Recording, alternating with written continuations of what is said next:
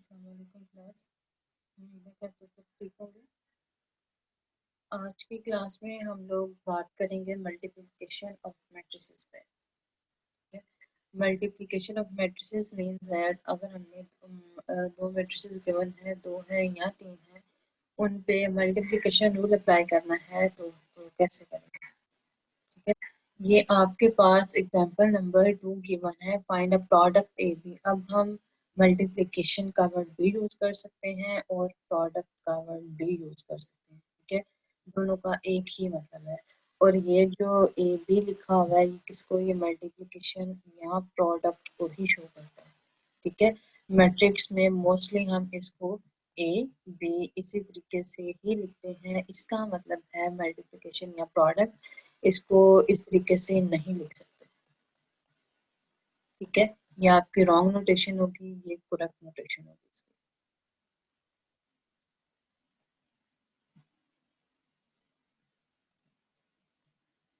चलिए स्टार्ट करते हैं। इन दोनों को हमने मल्टीप्लाई कैसे करना है।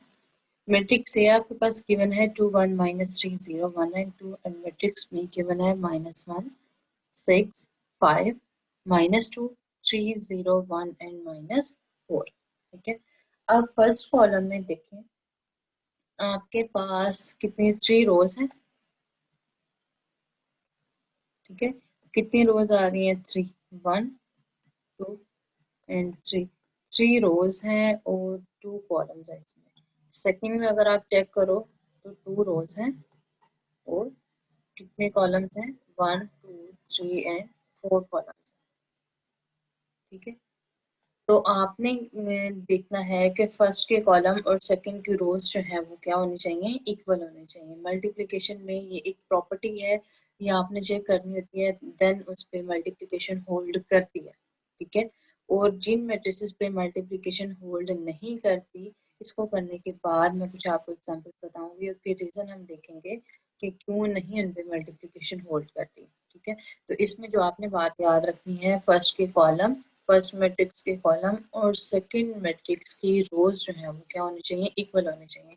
अब देखें, मैट्रिक्स ए के 2 कॉलम्स हैं और मैट्रिक्स बी की 2 रोज हैं, ये दोनों इक्वल है, मींस दैट इसकी मल्टीप्लिकेशन पॉसिबल है।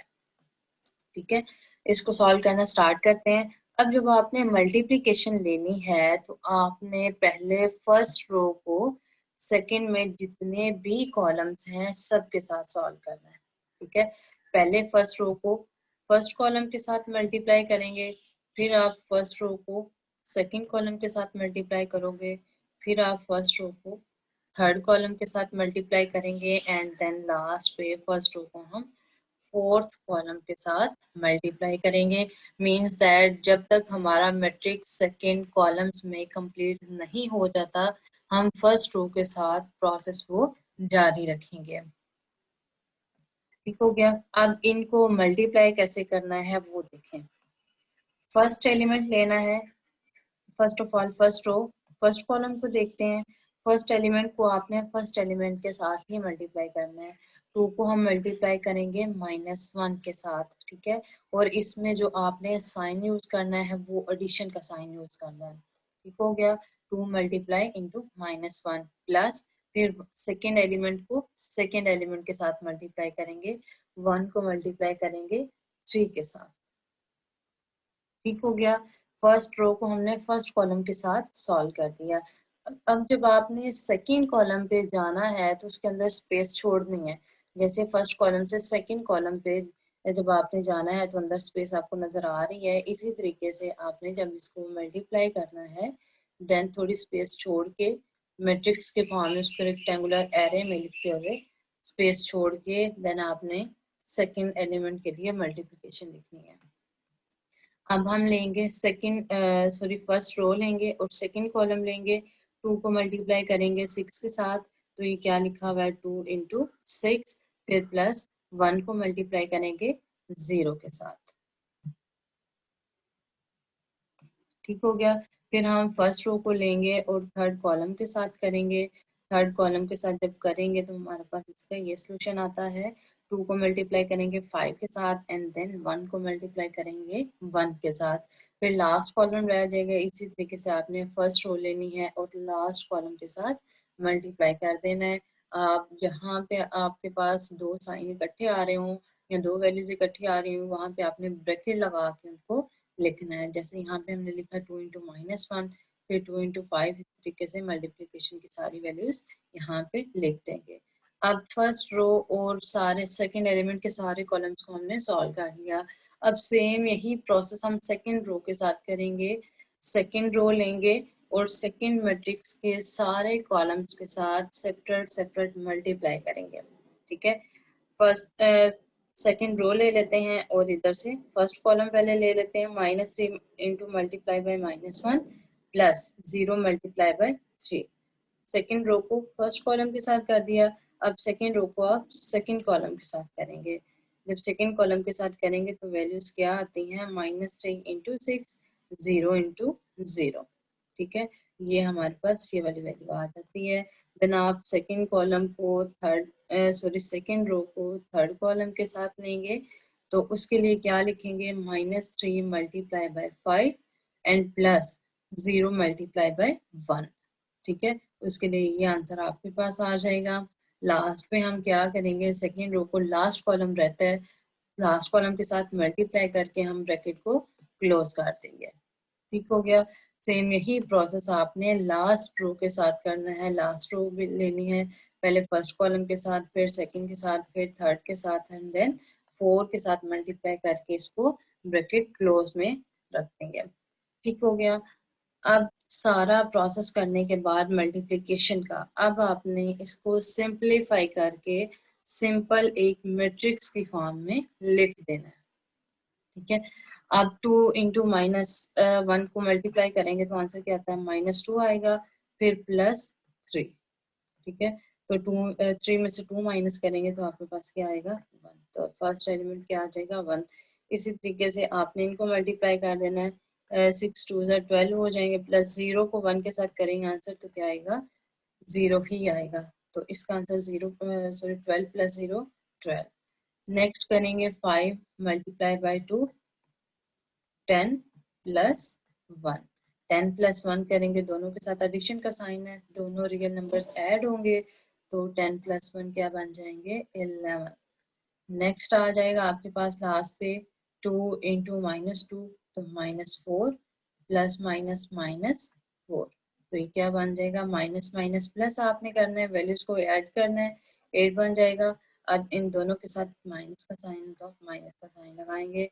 अब जी सेकंड रो पे आ जाए। सेकंड रो में जब मल्टीप्लिकेशन करेंगे तो -3 इंटू -1, साइन साइन के साथ मल्टीप्लाई होगा, माइनस माइनस प्लस हो जाएंगे। 3 को 1 के साथ करेंगे तो आंसर क्या आएगा? 3। ठीक है, फिर प्लस 0 मल्टीप्लाई बाय 3 तो आंसर क्या आएगा? 0। फाइनली इसका आंसर आ जाएगा 3। सेम इसी तरीके से आपने सारी वैल्यूज को सिंप्लीफाई करके इनको यहाँ पे एक मैट्रिक्स के फॉर्म में लिख देना है। तो सिंपलीफाई करने के बाद फाइनली हमारे पास इसका ये मैट्रिक्स आता है। ठीक है, तो ये हमारे पास दो मैट्रिसेस को मल्टीप्लाई करने के बाद एक मैट्रिक्स की फॉर्म में आंसर आ गया इसका।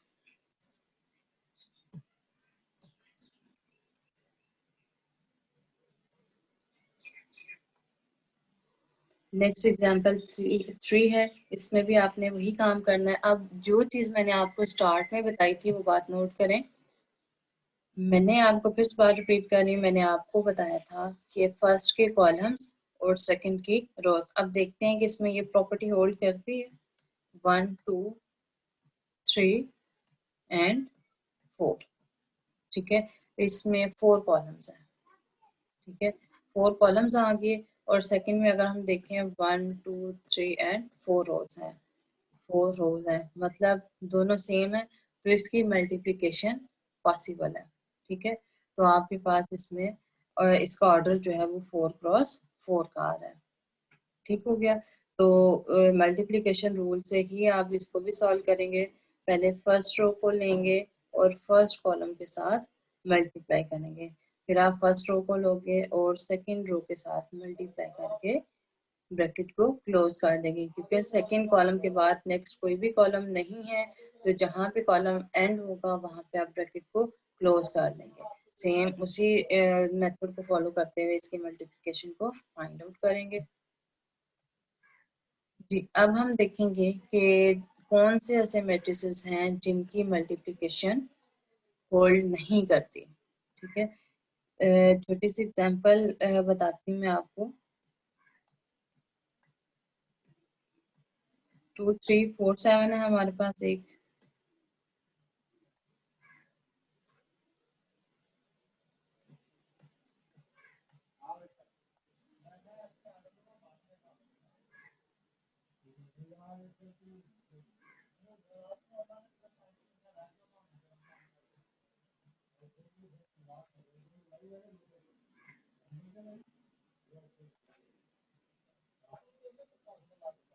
अब ये आपके पास दो मैट्रिक्स गिवन है। ठीक है, हम क्या कह रहे हैं कि इन दोनों मैट्रिसेस की आपने मल्टीप्लिकेशन फाइंड आउट करनी है। ठीक है, अब मल्टीप्लिकेशन में आप क्या करते हो, पहले फर्स्ट रो को लेते हैं और फिर आप फर्स्ट कॉलम को लेते हुए इनको मल्टीप्लाई करते हैं।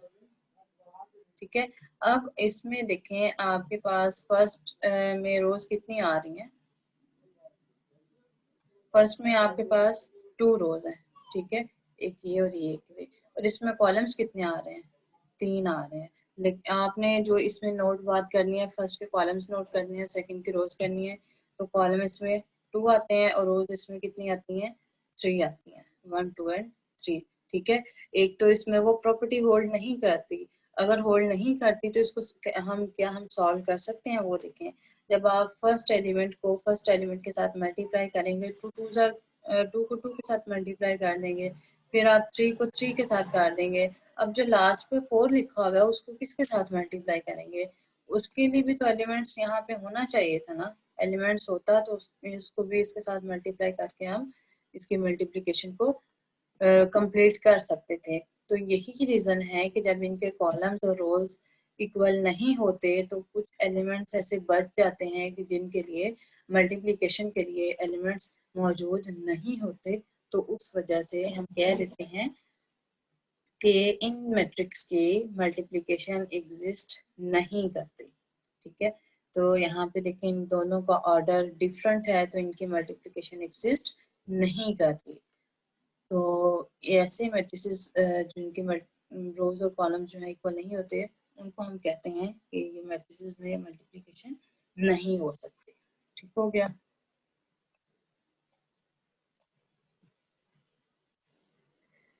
अच्छा जी, next identity matrix. Identity matrix की डेफिनेशन हमने फर्स्ट लेक्चर में भी देखी थी। आइडेंटिटी मैट्रिक्स क्या होते हैं, जिनके डायगोनल 1 हो और बाकी सारे 0 हो। जैसे आपके पास ये मैट्रिक्स है तो ये आइडेंटिटी मैट्रिक्स है। किसका, इसका ऑर्डर क्या होगा, 2 क्रॉस 2। 2 क्रॉस 2 के ऑर्डर के साथ ये आइडेंटिटी मैट्रिक्स है। अब टू ऑर्डर जितना भी हो, आइडेंटिटी मैट्रिक्स उसको बनाया जा सकता है। अब अगर 3 क्रॉस 3 के लिए लिखें तो हम क्या लिखें, 1 0 0 0 1 0 और 0 0 एंड 1। अब ये जो आपके पास चीज है ये कौन सी है, ये आपकी डायगोनल एंट्रीज हैं। तो ऐसा मैट्रिक्स जिसकी डायगोनल एंट्रीज 1 हो और उसके अलावा बाकी सारे एलिमेंट्स 0 हो, वो मैट्रिक्स हमारे पास क्या होते हैं, आइडेंटिटी मैट्रिक्स होते हैं।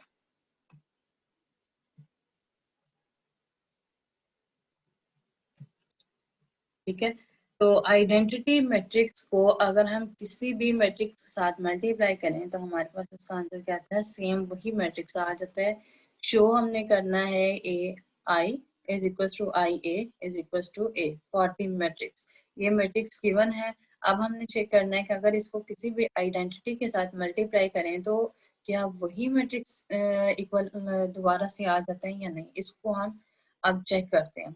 अब आपने जो आइडेंटिटी मैट्रिक्स लेना है, वो जो मैट्रिक्स आपके पास गिवन होगा उसको फॉलो करते हुए आपने आइडेंटिटी मैट्रिक्स पुट करना है। अब मैट्रिक्स ए जो गिवन है उसमें देखें ये 2 क्रॉस 2 का है, 2 -3 4 एंड 1।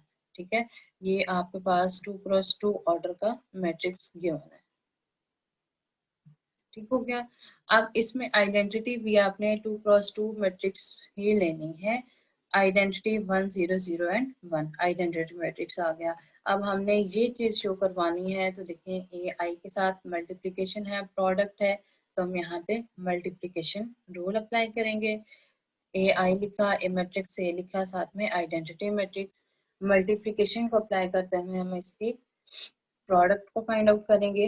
2 को 1 के साथ मल्टीप्लाई करेंगे, प्लस 3 को -3 को 0 के साथ। फर्स्ट रो को फर्स्ट कॉलम के साथ सॉल्व कर दिया, देन आप फर्स्ट रो को सेकंड कॉलम के साथ करेंगे। 2 multiply 0 and -3 multiply by 1, then 4 multiply by 1, 1 multiply by 0, then last हम देखेंगे 4 मल्टीप्लाई 0 एंड 1 मल्टीप्लाई बाय 1।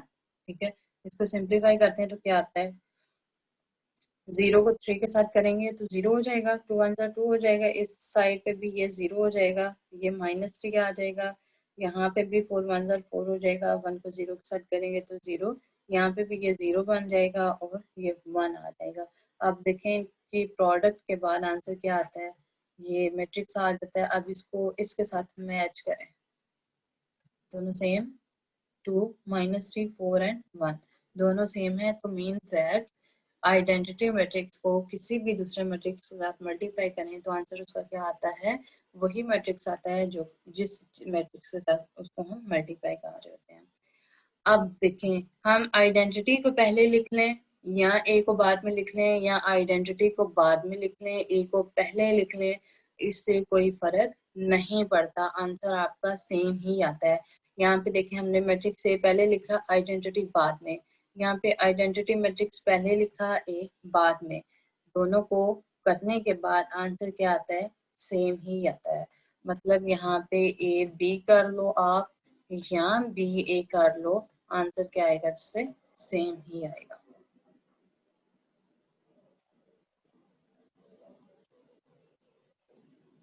ठीक हो गया, ये था आपके पास किसी भी मैट्रिक्स को आइडेंटिटी के साथ मल्टीप्लाई करने से क्या रिजल्ट आता है। नेक्स्ट आप इसमें देखेंगे इनवर्स ऑफ मैट्रिसेस, के मैट्रिसेस का इनवर्स कैसे फाइंड आउट करते हैं।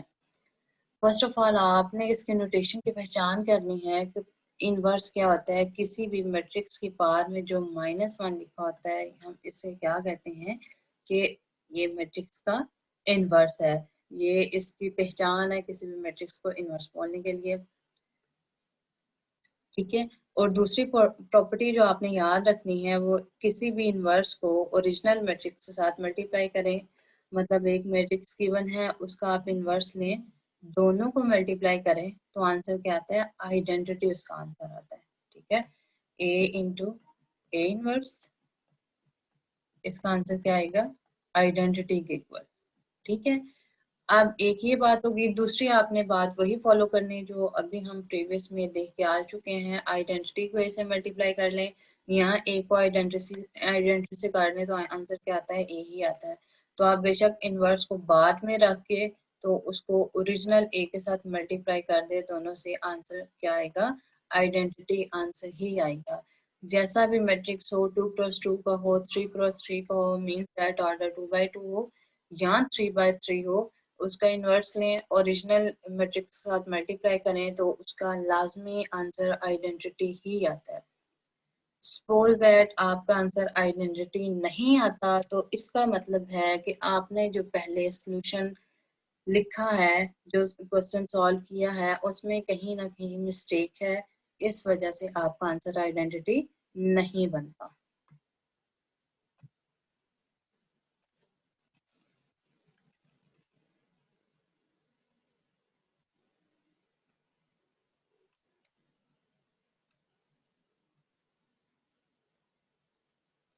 ये आपके पास प्रैक्टिस एक्सरसाइज है, show that A B and B is equal to identity. ये आपने क्वेश्चन सॉल्व करना है, ये आपकी असाइनमेंट का क्वेश्चन है। ये इसकी एग्जांपल एक साइड पे सॉल्व भी हुई है। अब इसको इनवर्स को फाइंड आउट करते हैं हम। सपोज दैट आप ये वाला मैट्रिक्स ले लें, मैट्रिक्स ये ले लेते हैं, इसका हमने इनवर्स फाइंड आउट करना है। आपने इसका ए इनवर्स फाइंड आउट करना है। तो ए इनवर्स को फाइंड आउट करने के लिए सबसे पहले आपको एक फार्मूला आना चाहिए, ये आपको फार्मूला पता होना चाहिए। इनवर्स का फार्मूला होता है एडजॉइंट ऑफ मैट्रिक्स, जो भी मैट्रिक्स गिवन हो, जैसे ए मैट्रिक्स गिवन है, divided by determinant of this matrix.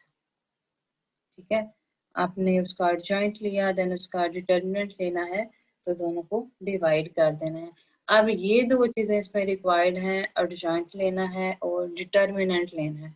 तो एडजॉइंट कैसे लेते हैं? एडजॉइंट हम इस मैट्रिक्स का लेंगे, सबसे पहले एडजॉइंट फाइंड आउट कर लेंगे।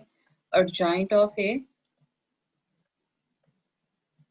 अच्छा जी, एडजॉइंट लेने के लिए आपके पास सबसे पहले तो स्क्वायर मैट्रिक्स होना चाहिए, मीन सेट जिसकी रोज और कॉलम इक्वल हो। अच्छा जी, उसमें आपने क्या करना है, ये जो डायगोनल एंट्रीज होती हैं इनकी प्लेस चेंज कर देनी है। 7 को 1 की जगह रख देंगे और 1 को 7 की जगह, और बाकी जो दोनों एलिमेंट्स होंगे उसके आपने साइन चेंज कर देने हैं। जैसे -3 है तो +3 हो जाएगा, -2 है तो +2 आ जाएगा। ठीक है, एक चीज हमने फाइंड आउट कर ली। सेकंड चीज जो आपने इसमें फाइंड आउट करनी है वो आप फाइंड करोगे डिटर्मिनेंट। अब डिटर्मिनेंट कैसे करते हैं? ये जो स्ट्रेट लाइंस मैंने लगाई हैं मैट्रिक्स के अराउंड, वो डिटर्मिनेंट को शो करती है। तो जब आपने मैट्रिक्स का डिटर्मिनेंट फाइंड आउट करना है तो उसके अराउंड भी आपने स्ट्रेट लाइंस ही लगानी है, -2 एंड 7। ठीक है, इसका डिटर्मिनेंट फाइंड आउट कर लेते हैं। अब डिटर्मिनेंट फाइंड आउट करने के लिए आपके पास क्या रूल है, आपने इसको मल्टीप्लाई करना है। इन दोनों मैट्रिक्स को आप मल्टीप्लाई करोगे और इन दोनों क्रॉस मल्टीप्लिकेशन आपने इधर करनी है।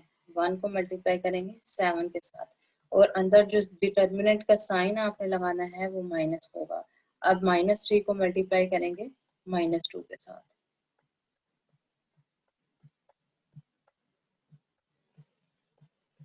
ठीक हो गया।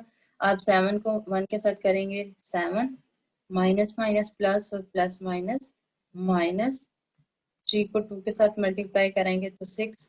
फाइनली इसका आंसर क्या आता है? 1।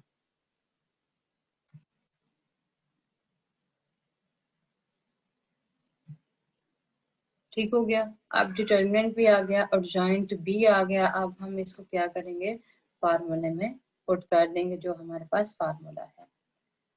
अब A inverse is equal to, और जॉइंट क्या आता है वो हम लिखेंगे। और जॉइंट का मैट्रिक्स ये हमारे पास आया हुआ है 7, 3, 2 एंड 1। ठीक है, और डिटर्मिनेंट उसका क्या आता है? डिटर्मिनेंट आता है 1। 1 डिटर्मिनेंट हो गया। अब देखें ये होल मैट्रिक्स पे डिवाइड हो रहा है, तो आपने हर एलिमेंट पे इसको डिवाइड कर देना है। जब हर एलिमेंट को डिवाइड करेंगे 1 के साथ तो आपके पास क्या आएगा? सेम वही मैट्रिक्स आ जाएगा। जब 7 बाय 1 करेंगे तो आंसर 7, 3 बाय 1 करेंगे तो 3, 2 बाय 1 करेंगे तो आंसर 2, एंड 1 बाय 1 करेंगे तो आंसर 1 आ जाएगा। ठीक है, सेम वही मैट्रिक्स आ जाता है। तो ये मेथड था एक, मतलब इनवर्स को फाइंड करने के दो मेथड है। सेकंड मेथड जो है वो हम नेक्स्ट क्लास में देखेंगे। ये फर्स्ट मेथड था किसी भी मैट्रिक्स का इनवर्स फाइंड आउट करने के लिए।